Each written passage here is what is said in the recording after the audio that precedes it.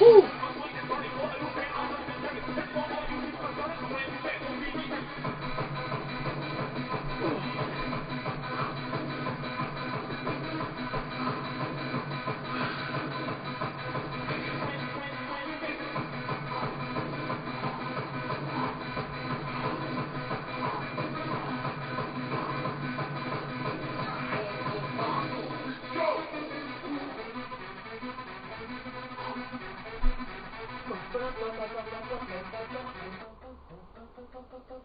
I wanted everybody scream. Keep blowing the dark rainbow.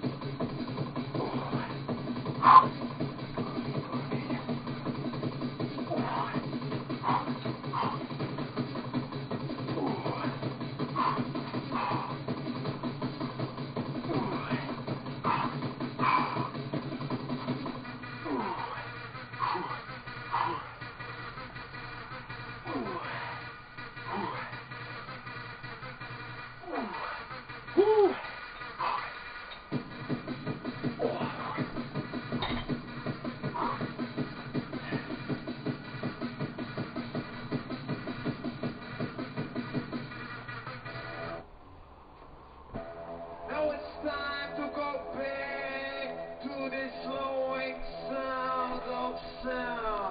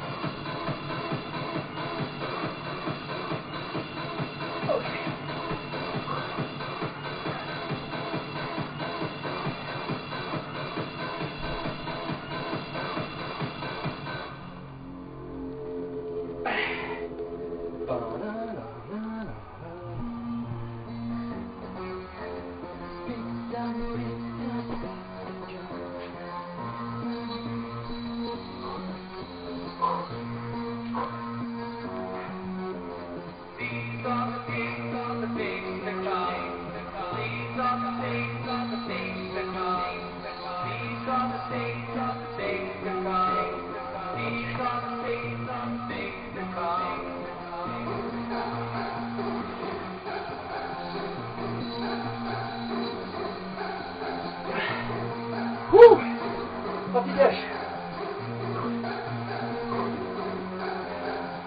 J'ai 1h30 de marche juste avant, et tonique. Tonique. C'est ça de bien. C'est bon, il n'y a pas de bouler, hein.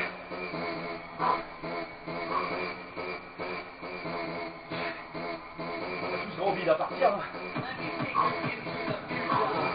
Mais bon.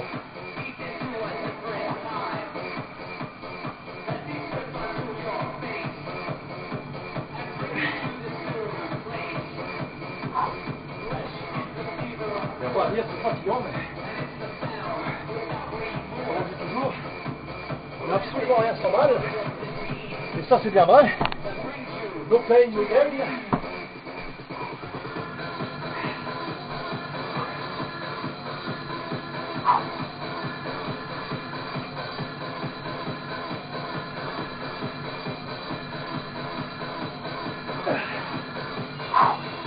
On va penser à bien découper. Là, ça fait c'est le 13e jour de sèche aujourd'hui. J'ai perdu pas mal là. Mais là, encore beaucoup à perdre. Mais bon, je suis motivé à mort. Là. Donc, ça va le faire.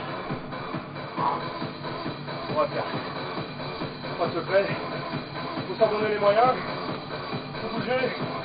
Oh, c'est bon. Ça commence à bien se couper dans les cuisseaux. Il y a encore de la graisse ici, hein. Bon, évidemment, je suis à un bon pourcentage de gras, là. Mais beaucoup moins qu'au départ. Ça commence à bien... C'est bien. Je suis content.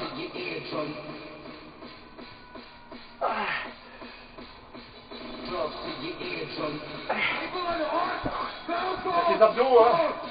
Les abdos, je les fais tous les jours. Un peu de gainage tous les jours. On commence à y voir revenir. Ils sont en dessous, hein. Cette fameuse prise de poids que j'ai fait avant. Mais ça revient progressivement. C'est bon. Ça va le faire. Je suis satisfait jusque-là. Et on va continuer dans cette lancée. Toujours rien lâcher. La diète hyper stricte. Le cardio à gogo. Enfin à gogo.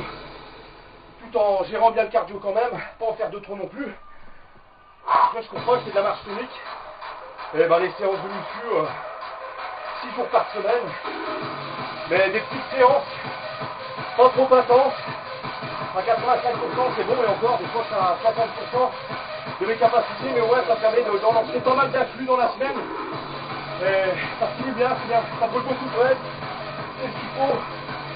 On va continuer comme ça. Et puis voilà. Hein.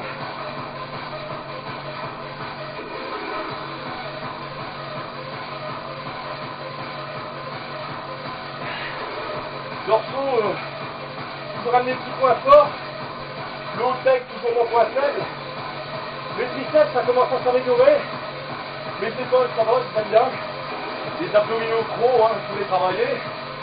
Bon, je les travaille, mais c'est la diète qui va tout faire. Hein. Beaucoup, à 80%, on va dire. Et les mollets, ça va, c'est bon. C'était mon point faible.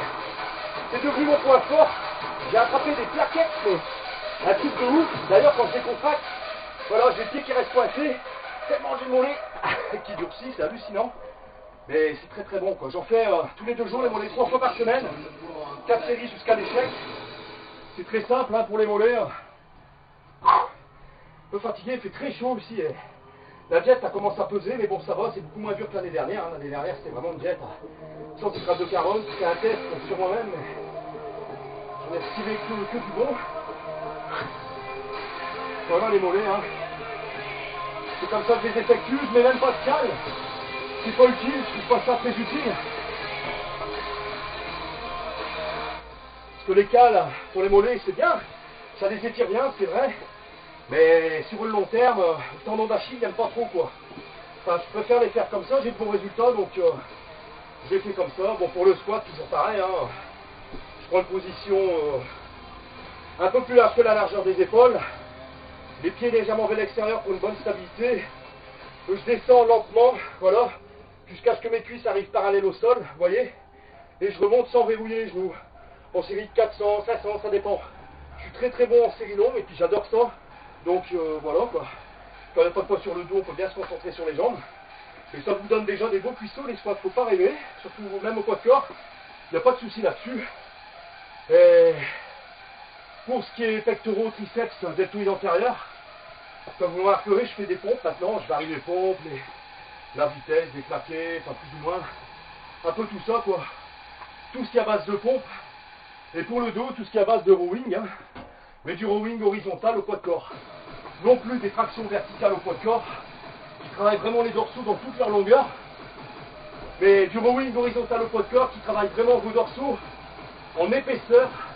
Et votre dos en épaisseur. C'est-à-dire l'arrière des épaules. Quand vous tirez, vous imaginez que je suis aux tractions horizontales. Quand vous tirez, évidemment, vous travaillez vraiment les fléchisseurs des doigts parce qu'il faut tenir la barre. Bien moins qu'aux tractions verticales quand même, parce qu'il faut moins serrer. Au vertical, c'est beaucoup plus difficile. Mais rien qu'à l'horizontale, vous aurez déjà des bons avant-bras. Il n'y a pas de problème, ça tape bien. Les biceps, c'est pareil. C'est bon, c'est pas la peine de demander plus. De toute façon, je ne cherche plus la masse, comme je l'avais dit. Hein. Je me suis orienté vers le body fitness. Donc ce sera 50% cardio, 50% muscu.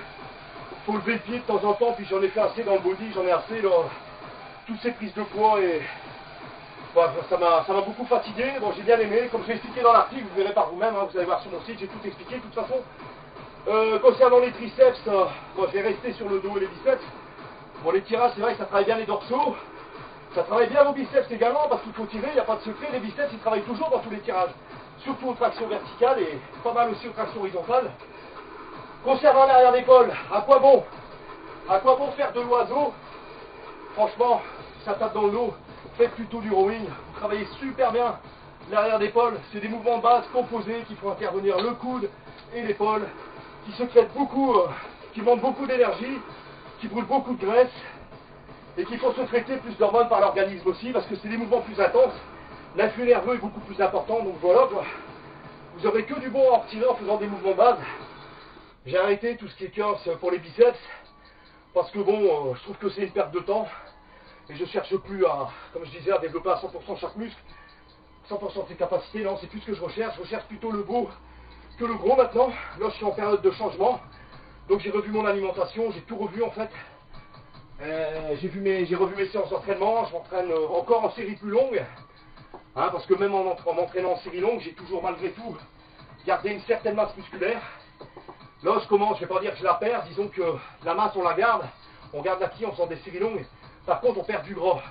Donc automatiquement, il y en a beaucoup qui me posent la question, ouais Seb, je fais une sèche, ça fait une semaine, j'ai perdu pas mal de muscles. Mais tu perds pas du muscle comme ça en une semaine. Parce qu'au début, quand tu fais ta sèche, ce que tu perds beaucoup, c'est de l'eau. Ça c'est clair. C'est beaucoup d'eau. Et le corps, on est plein de flotte, donc automatiquement, tu perds un peu quand même, mais ton muscle, tu le perds pas en une semaine. Et après l'eau, tu perds du gras progressivement. C'est vrai que quand on fait une sèche, on a l'impression de perdre du muscle parce qu'automatiquement, quand vous faites par exemple, faites vos biceps, j'ai fait une petite pause, tiens justement. Vous voyez, rien qu'avec les rowing horizontaux, on peut avoir un dos super bien tonique, en bonne condition physique, donc c'est pas la peine de vous emmerder. Voilà, bon, au niveau trapèze, c'est pareil, c'est l'élévation latérale qui s'occupe de ça.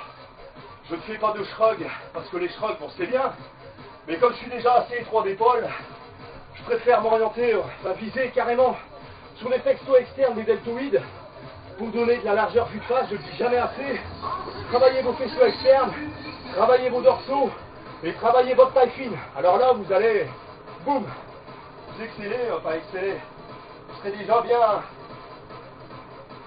bien plus, comment dire, bien plus proportionné, bien plus imposant, et c'est beaucoup plus intéressant d'avoir un physique en V qu'une grosse taille bien large, que vous musclez à coup de crunch avec une plaque sur le buste. Bon, chacun son objectif, hein, mais je le déconseille vraiment si vraiment vous voulez des abdominaux juste toniques, pas trop développés, pour justement avoir une taille fine.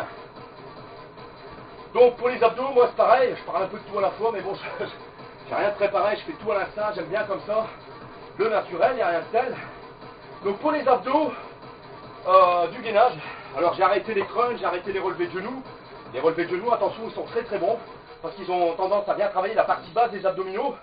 Voilà, je commence à, vous voyez par vous-même, j'attrape un ventre plat, j'ai perdu la graisse ici, vous voyez. Par contre, j'en ai encore beaucoup ici. Mais là, elle est partie grâce au gainage, hein, et à la diète évidemment, et beaucoup de cardio. Donc pour les abdominaux, je fais que ça en fait. Pareil, je fais du gainage. Les obliques, je les faisais en gainage aussi, mais maintenant je ne les fais plus. Pourquoi? Parce que si je fais mes obliques en gainage, certes, ça favorise les veines, ça favorise la dureté musculaire, ça favorise le relief. Quoique je dirais que c'est quand même malgré tout à 80% la diète. Mais le problème aussi, c'est que ça développe les obliques, le gainage, le gainage latéral. Donc je préfère garder la planche pour bien solliciter tous les abdominaux, les transverses également. Mais vous pouvez remarquer que quand vous faites la planche, vos obliques, ils se contractent également. Ils ne fournissent pas un travail à 100%, mais ils se contractent pour maintenir le corps droit. C'est tout un ensemble qui se contracte, c'est toute une chaîne. Et le fait de ne pas trop les solliciter, ça permet de ne pas les épaissir. Et encore une fois, ça diminue la taille et ça augmente la forme en V du buste. Voilà, donc pour les mollets, flexion plantaire sur une jambe, très simple. On revoit ça, je mets pas de cale. Hop, je fais ça mon mouvement lentement, je fais des séries jusqu'à l'échec. Je touche jamais le talon au sol, sinon le muscle se repose. Et je me force toujours à contracter très fortement les mollets en fin de mouvement. Déjà là, ça fait mal, vous voyez, j'ai fait hier, je l'ai fait tous les 2 jours. Donc, pour les cuisses, très très simple, le squat. Plus vous allez prendre large, plus vous garderez le dos droit et plus vous travaillerez vos fessiers et vos adducteurs. C'est logique. On a tendance, voilà, on écarte, on tire sur les adducteurs et on a tendance à les rapprocher. Ce qui n'est pas le cas quand on est comme ça, on les tire pas et on les rapproche moins. Tandis qu'ici, on les travaille beaucoup plus, les adducteurs. Vos quadriceps, c'est pareil, que vous prenez serré, large, les pieds quasiment joints. Je ne pense pas que ça puisse plus ou moins solliciter certaines parties de la cuisse. Les vastes internes, les vastes externes, non. À partir du moment où il y a flexion, c'est un ensemble qui travaille. Vous solliciterez par contre beaucoup plus vos adducteurs, ce qui est pas mal pour délocaliser la graisse, et vos fessiers, parce que vous avez les pieds plus vers l'extérieur, vous avez tendance à rechercher plus l'équilibre. Donc vos fessiers vont se contracter pour justement trouver cet équilibre, surtout si vous vous arrêtez ici. Quand vous êtes là, c'est beaucoup plus facile. Donc vous allez descendre les cuisses parallèles au sol à 90 degrés, vous voyez, lentement, et vous remontez jusque là, vous verrouillez pas, et vous contractez les fessiers. Là, je peux vous dire en série de 500, c'est mortel, mais bien. Pour les abdominaux, le gainage, la planche, très simple. Alors, j'ai un truc à dire sur la planche, c'est qu'il y a beaucoup de gens qui peuvent se permettre de la faire le corps bien droit. Vous voyez, bon, on est comme ça, généralement, on est un peu... Voilà, quand je dis le corps bien droit, c'est comme ça. Voilà, on baisse les fessiers. Voilà, là, je dois être droit à mon avis. Mais moi, je préfère lever un peu les fessiers, qui raccourcit un peu les abdos, et ça me tape un peu moins dans le bas du dos, parce que je suis, depuis tout jeune, prédisposé à, comment dire, une légère lordose, c'est-à-dire un creux dans le dos, hein, qui est souvent dû à une sursollicitation des lombaires, ce qui est assez rare, et surtout un manque de travail des abdominaux. Alors pour contrebalancer une bonne, c'est très très chaud ici, une petite lordose, vous travaillez vos fessiers et vos abdominaux, ce qui aura pour but de, comment on appelle ça, de permettre à vos bassins de faire progressivement une antéversion du bassin. Vous voyez, et quand vous faites vos exercices, vous allez prendre une habitude, c'est-à-dire que vous allez forcément contracter vos abdominaux, contracter vos fessiers par exemple, et ne plus faire ça pour faire vos curls. Vous voyez, il y en a beaucoup qui font, non, on fléchit les jambes, on contracte les fessiers, corps bien droit, on fléchit légèrement les genoux, et ça c'est faire du curl, vous voyez, c'est là qu'est toute la différence. Alors évidemment, quand on fait ces exercices de muscu mal, à force, on peut créer cette lordose lombaire, due à un manque de tonicité des abdominaux et des fessiers. Pour ce qui est abdominaux, je vous l'ai dit, c'est gainage. Pour les pectoraux, alors, je faisais énormément de dips, comme vous le savez, j'ai fait beaucoup de dips. Alors j'aime bien les dips parce que c'est déjà, de part, un mouvement, c'est l'horreur ici, je peux vous assurer. Il fait 22 dehors, mais ici il fait beaucoup plus. L'avantage des dips, c'est un mouvement très naturel. On n'a pas besoin de, comme pour les pompes par exemple, de contracter ses fessiers et ses abdominaux pour garder le corps droit. Non, les dips, on a juste à penser à se pencher en avant, on se laisse aller, on descend et on remonte sans verrouiller les coudes et les épaules, vous voyez, pour garder une bonne tension dans les pecs et éviter de trop solliciter l'articulation des coudes. Bon, l'avantage des dips, c'est que vous allez travailler très bien cette partie externe du pectoral, la partie renflée. Mais le problème, vous voyez, les dips en fait c'est ça. L'avantage c'est que ça va très bien travailler la portion là, mais il manque ce côté ici, pour justement, c'est ce qu'ils offrent les pompes par rapport aux dips. Les pompes permettent de moins travailler cette partie renflée, mais de mieux solliciter la partie sternale des pectoraux. Ce qui fait que quand vous êtes sec, vous avez bien les fibres qui apparaissent. Au dips, c'est pas pareil, on peut moins réussir à obtenir une bonne contraction des pectoraux, même si elle est très bonne malgré tout, l'afflux sanguin est très bon.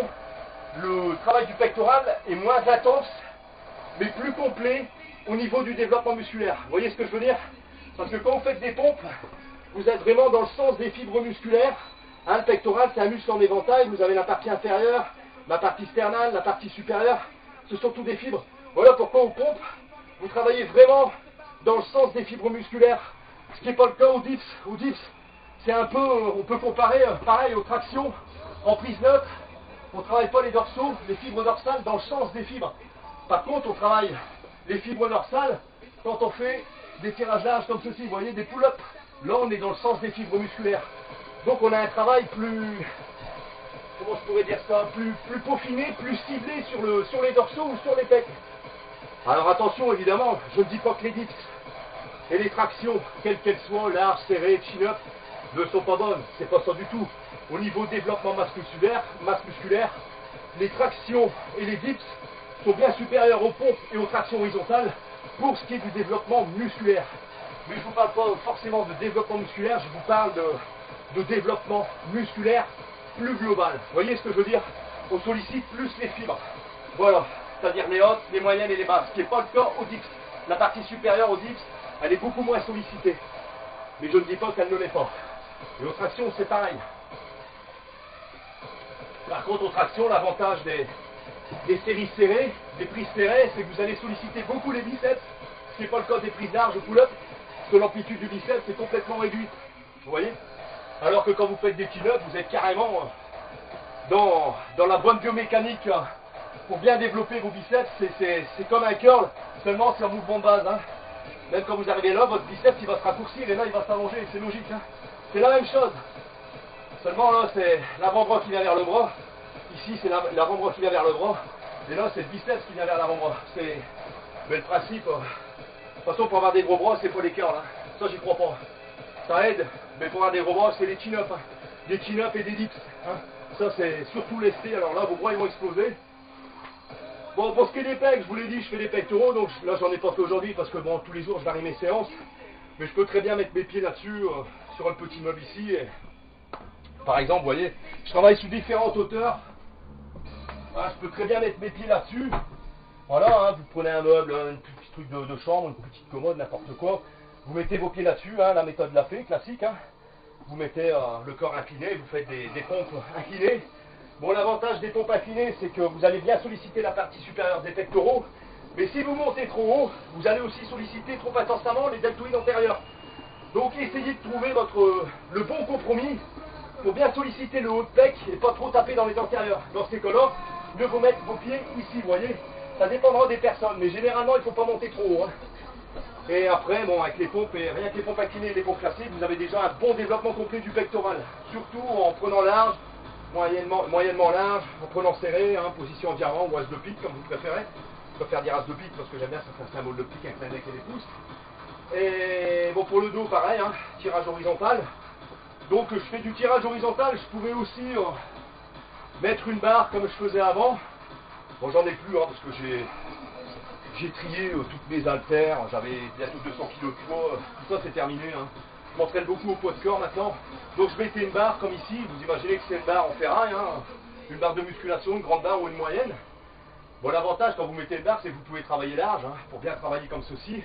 Vous voyez, et quand vous travaillez comme ceci, vous travaillez très très bien l'arrière des épaules. Vous voyez, aussi les trapèzes, le rapprochement des omoplates, il est très important, très très bon pour la posture. Vous pouvez aussi travailler en tirant comme ceci, hein, vous imaginez que je suis à l'horizontale, hein, tout simplement. Vous solliciterez plus vos biceps. Mais l'avantage de ce banc, c'est que voilà, c'est ça que j'aime bien les tours en fait, parce qu'on peut faire des tractions en prise neutre, des tractions pull-up, on peut faire des dips, on peut faire en mettant ses pieds, en faisant un petit peu sa tête, ben, vous servez des poignées à dips, Et comme j'ai fait tout à l'heure, vous mettez les pieds sur un meuble et vous travaillez à l'horizontale, c'est l'idéal, ça remplace très très bien la poulie basse. Et là, c'est au poids de corps, je peux vous dire que ça tape pas mal du tout.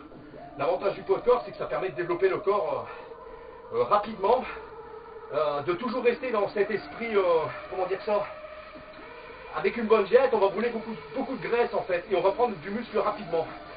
Avec la fonte, c'est bien aussi, c'est pas la même chose, c'est plus progressif. Hein. Quand on se met au poids de corps, on tape direct dans le développement musculaire, comment dire, rapidement et efficacement. La fonte, ça peut mettre un petit peu plus de temps. Pour certains, ce sera l'inverse, mais généralement, je trouve que les mouvements au poids de corps, ça a l'avantage et la particularité d'être très efficace pour développer rapidement du muscle. C'est normal, c'est du poids de corps, hein. On tape direct, il n'y a pas de poids de 10 kg, 20 kg, non, déjà quand on fait du rowing comme ça, quand on fait 100 kg passé comme moi, je tire à peu près 70, 75 kg, quand il y a 25 kg sur le bout des orteils accroché à l'extrémité du ventre. Donc vous voyez, on est déjà à 75 kg, quand vous commencez la muscu, votre séance, vous n'allez pas partir à 75 kg de plaque. Vous voyez ce que je veux dire, c'est ça que j'essaie de vous expliquer en fait. Après, le squat, les mollets, les avant-bras, les pecs, le dos rowing, évidemment. Alors, très très grande question aussi. Je vais refouler mon t-shirt parce qu'avec la sueur, je commence à... Pour ça, je vais bien, Jean-Pierre, je vais bien éponger le buste. On mettra ça à la course, ça va sécher en moins de 2. Parce que là, je commence à attraper froid. Donc, je préfère mettre ça. Voilà, comme ça, la sueur, tout va se barrer, tout va coller, je n'ai plus qu'à l'enlever et je serai sec. Voilà. Donc, comme je disais, les pecs, le dos. Alors, justement, oui, concernant la question... Concernant les élévations latérales, alors, il y a beaucoup de questions qui subsistent sur Internet, c'est-à-dire, on me demande souvent, je me suis aussi souvent posé la question, est-ce qu'il est utile de travailler les faisceaux antérieurs quand on travaille au poids de corps, les faisceaux externes, pardon, des deltoïdes, lorsqu'on travaille au poids de corps. Il y en a beaucoup qui font du poids de corps, aussi bien de la méthode au poids de corps, la méthode d'AP, le street workout, qui travaille beaucoup de buste, on va dire. C'est du travail de rue, surtout des bars, etc., des tartes pour enfants, etc., enfin bref. Et il y en a beaucoup qui disent, bon les deltoïdes externes, ils se développent très très bien, ils travaillent en synergie lorsqu'on fait des pompes, lorsqu'on fait des dips, lorsqu'on fait des tractions, et tout ça sous tous les angles. Mais bon, comment dire, on va pas dire de bêtises là-dessus, je pense tout de même que si vous entraînez au poids de corps, pompe, dips, traction, vous n'avez pas, ça c'est l'abduction, on rapproche les bras du corps, vous n'aurez pas, non c'est l'inverse, l'abduction avec 2B, on rapproche les bras du corps, pardon, et l'abduction, on les écarte. C'est pareil pour les jambes, pour les membres inférieurs. Et quand vous faites au poids de corps, vous n'avez pas cette abduction des bras. Et pourtant, le rôle principal du deltoïde externe, c'est justement d'élever le bras sur le côté. Cette abduction, elle est parfaite pour solliciter les fibres dans le sens des fibres, dans le sens des épaules, dans le sens de ces insertions, vous voyez. Et si vous faites des tractions, des dips, tout ça, vous n'avez pas ce mouvement-là. C'est pareil, quand vous faites votre abduction de bras, votre élévation latérale, vous avez tendance à lever un petit peu les épaules, c'est-à-dire vous faites un petit haussement de la ceinture scapulaire en même temps que vous élevez vos épaules. C'est un peu naturel. Pour garder les épaules basses, c'est très difficile parce que c'est pas très naturel. On a toujours tendance à lever un peu les épaules en même temps. Donc on travaille très bien la partie supérieure des trapèzes principalement et l'ensemble des épaules sur tous les faisceaux externes. Mais il n'y a pas ça dans l'entraînement au poids de corps et je pense que même si certains arrivent à développer de bons deltoïdes externes en faisant de l'entraînement au poids de corps, je pense, et j'en suis pratiquement sûr, qu'ils auraient encore de meilleures épaules s'ils entraînaient leurs épaules, leurs deltoïdes externes, leurs faisceaux externes, en faisant des élévations latérales. C'est pour ça que je dis toujours qu'il n'y a aucune méthode qui se complète à 100%, ça j'y crois pas. Il y a toujours une faille quelque part, il y a toujours quelque chose qui n'ira pas. Et ça dans le poids de corps, dans tout. C'est pour ça que je vous dis toujours, il faut combiner les deux. Faites les deux, c'est beaucoup plus intéressant. Entraînez-vous au poids de corps, entraînez-vous au street workout, au poids de corps, méthode d'AP, faites de la fonte, faites de la poulie, faites des machines, faites tout. Une fois que vous aurez goûté à tout, je dis ça pour vous, vous trouvez votre bonheur, vous gardez les exercices avec lesquels vous avez très très bonnes sensations musculaires, vous les gardez, il ne faut jamais retirer de son programme des exercices qui donnent de bonnes sensations, parce que c'est pas le cas de tous les exercices et c'est parfois difficile à les trouver, et quand ils marchent pour vous, franchement, il faut les garder, que ce soit du travail à la machine, que ce soit des pompes, des dips sous un certain angle, il faut les garder. Mais gardez, moi je vous le dis, gardez les élévations latérales. Si vous entraînez au poids de corps, faites des élévations latérales. Essayez de le faire pendant au moins 3 mois, régulièrement. 2 fois par semaine, c'est suffisant. Aller jusqu'à l'échec musculaire, une séance sur 2. Par exemple, le lundi et le jeudi, vous travaillez à 85%, séries plus longues, par exemple. Et je peux vous garantir que dans 3 mois, vous aurez des épaules comme jamais vous avez eu. Il faut faire des élévations latérales. J'ai posé la question aussi parce que j'étais un peu, comment dire, enclin sur le sujet. Je savais pas trop... je me posais toujours cette question, est-ce qu'il faut vraiment les faire? Et franchement, j'ai arrêté de les faire. Et quand je les ai refait, j'ai repris des épaules tout de suite. Il n'y a pas de secret, il faut faire de la latérale. C'est vraiment le mouvement de base. Le mouvement de base pour avoir des épaules larges. Mais c'est pas un exercice de base. Là aussi, c'est une longue histoire parce que le véritable exercice de base pour développer les deltoïdes externes et l'ensemble du massif deltoïdien, les trapèzes, toute la région scapulaire, c'est bien le tirage au menton en prise serrée, plus pour les trapèzes, en prise plus large pour les deltoïdes externes. L'avantage, c'est de commencer serré, vous finissez large, vous revenez serré. C'est l'avantage des haltères et c'est pas le cas de la barre, évidemment, parce que la barre, soit vous travaillez serré, soit vous travaillez large, tandis qu'aux haltères, vous pouvez travailler large, serré et large, et vice versa, large à serré, enfin vous pouvez tout faire. C'est ça l'avantage des haltères, c'est qu'il n'y a pas de limite. On peut vraiment travailler sous tous les angles. Je parle tellement haut et fort, et souvent que j'en perds mon souffle, il fait très très chaud ici encore une fois. Et voilà, c'est tout ce que j'avais à dire. Ah si, je vais parler un petit peu de ma sèche musculaire qui se passe très bien. Donc comme vous le savez, l'année dernière j'ai fait une sèche, on va dire que j'ai fait un test sur moi, sur mon propre organisme, sur mon propre corps, parce que j'aime pas parler de régime alimentaire, j'aime pas parler d'exercice, d'entraînement ou quoi que ce soit, quand je l'ai jamais fait. J'aime bien dire les choses quand je les ai testées sur moi et après je donne mon avis personnel sur le sujet, que ce soit l'entraînement, que ce soit la diète, les exercices, etc. Donc l'année dernière j'ai fait un régime très très pauvre, même voire sur la fin très nul en hydrates de carbone. J'ai complètement stoppé les hydrates de carbone.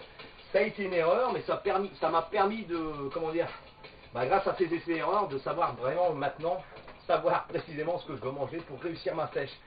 Et vous voyez, c'est ça, les essais-erreurs, il faut des années et des années. Il ne faut pas croire qu'on apprend ça en lisant des bouquins en 6 mois de temps. Ça aide beaucoup les bouquins, mais c'est pas globalement pour tout le monde. La base reste la base, évidemment, mais il faut tester sur soi, que ce soit les produits laitiers, les hydrates de carbone, les légumes, tel type de légumes, les carottes pour certains ça n'ira pas, la salade ce sera mieux, enfin c'est tout un...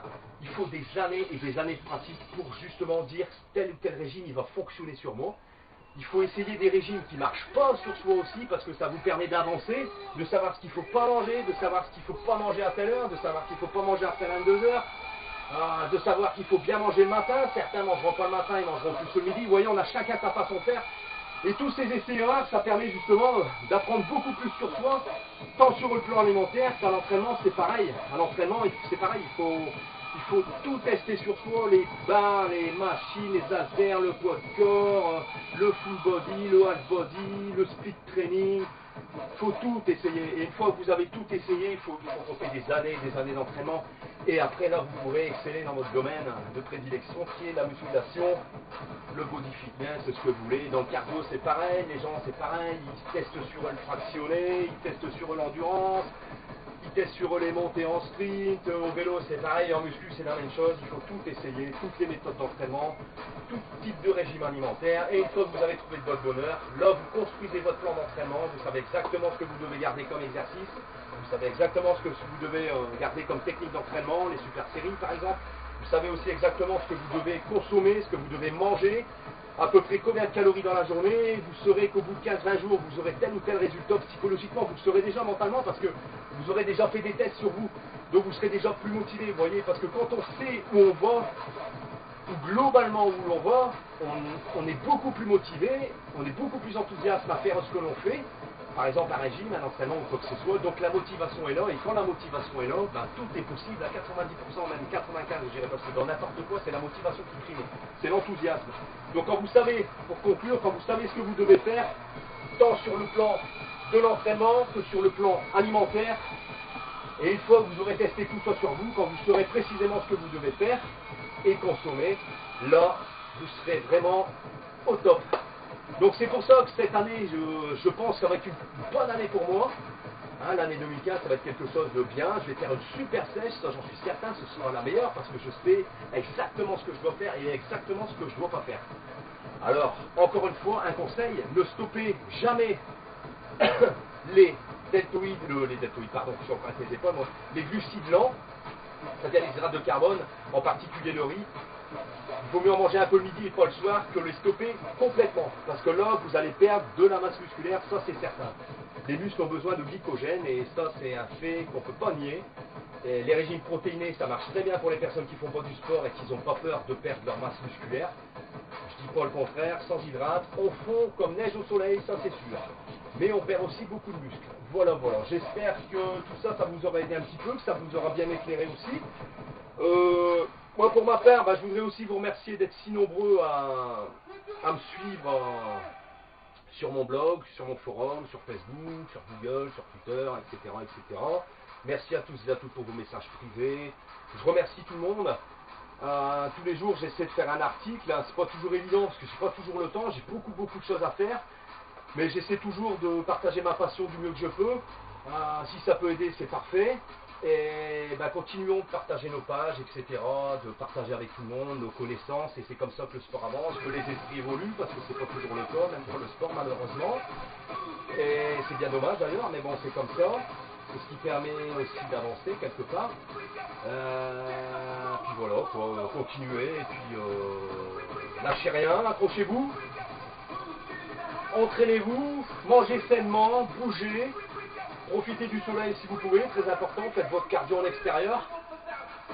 Si vous êtes trop lourd, évitez de courir parce que ça marche bien pour maigrir, c'est un fait, mais le problème c'est que ça tape bien dans les genoux et dans le bas du dos. J'ai essayé de diminuer l'intensité, mais il n'y a rien à faire, ça revient au bout d'un mois et demi, ça revient, je rattrape une petite tendinite dans le genou, donc j'ai arrêté et là j'ai plus mal, donc c'est bien, encore une fois, les essais-erreurs, ça fait toujours, parce que là je ne courrai plus, c'est clair. Donc maintenant je fais de la marche tonique, j'ai marché 1h30 tout à l'heure, en marchant très toniquement, et je peux vous dire qu'au niveau cardio c'est radical, il y a beaucoup moins d'impact violent avec le sol, pas de problème aux genoux, pas de problème aux chevilles, pas de problème dans le bas du dos. Vous maintenez un buste droit, vous balancez bien vos bras, la tête bien droite, et vous forcez l'allongement des jambes. Vous tapez bien sur la pointe des pieds, vous cherchez l'allongement, vous marchez vite, vous cherchez l'intensité, mais vous ne courez pas. Vous essayez de marcher le plus vite possible, le plus naturellement possible aussi. Et ça, je peux vous garantir que la marche, c'est très très bon pour le cœur, c'est bon pour brûler des graisses, c'est sur la durée, encore plus que le footing, et c'est vraiment quelque chose de très efficace pour brûler des graisses, pour retrouver la forme, pour être tonique, et voilà. Bon, évidemment, ça ne va pas muscler énormément vos jambes, la marche, c'est pas fait pour ça, c'est pas le but c'est d'avoir un bon cardio. Pour développer vos jambes, il faut faire du squat, il n'y a pas de secret, faites du squat et faites des flexions plantaires. Concernant l'arrière des cuisses, évidemment, j'en ai pas parlé, mais évidemment, j'ai des semelles de fonte, je pourrais mettre une semelle de fonte au pied, puis faire des flexions comme ceci. C'est pareil, c'est un peu comme du curl, quand vous faites du squat, si vous variez bien l'écartement des pieds, vous solliciterez plus ou moins vos ischio-jambiers. Il faut penser à les contracter aussi lorsque vous faites des flexions. Vous voyez, là je ne les contracte pas, mes ischios, vous n'allez pas le voir, mais moi je le sens. Par contre, si je veux les contracter, hop, je fais ça et je le sens tout de suite. Et j'ai tendance à ramener plus le bassin vers l'avant en contractant mes ischios parce que, vous voyez, je force comme si je poussais comme ceci. Et c'est difficile à expliquer, mais c'est pas mal. Et ça marche très bien. Voilà. Donc vos ischios, n'ayez pas peur. Si vous faites du squat, ils seront quand même sollicités. Par contre, si vraiment c'est une faiblesse, c'est pas trop mon cas, ils sont plutôt corrects. Là, je vous conseille quand même de faire des semelles de fond, c'est plus à la mode, mais il y en a qui en ont encore, ou de faire de la machine spécifique pour travailler les ischio-jambeurs, les ischio-jambiers, les ischio-jambiers. Il y a 4 noms différents. Ischio, on ne sait jamais vraiment comment on doit le prononcer, mais bon, c'est toujours l'arrière des cuisses. Voilà, ceci dit, je vais arrêter là pour aujourd'hui. En tout cas, je suis très content d'avoir refait une nouvelle vidéo. Et on va rien lâcher, on va continuer, on va essayer de publier des articles régulièrement et on va essayer de se motiver tous ensemble. Je sais qu'il y en a pas mal de vous qui sont en train de faire des sèches musculaires également. Continuez, lâchez rien, accrochez-vous. Si vous avez un petit coup de blues, beaucoup d'entre vous ont mon numéro de téléphone, vous m'appelez, je vous boosterai, il n'y a pas de problème. Le sport c'est fait pour ça, c'est fait pour s'entraîner. Ou vous me posez un message sur Facebook ou n'importe quoi. Je sais qu'il peut y avoir des gros coups de blues en période de sèche, que c'est très difficile à faire. Et voilà quoi. Donc si on peut s'entraider, c'est parfait, c'est ce qu'il faut. Et puis voilà, je vous dis à très bientôt et je vais arrêter là parce que je peux parler pendant des heures. J'ai toujours quelque chose à dire en fait. Et voilà, je vous dis à très bientôt et lâchez rien, continuez, excellez dans votre sport, continuez dans votre passion et no pain no gain qui s'applique à tous les sports quand on veut obtenir de bons résultats sur soi. Voilà, ciao! et à très bientôt.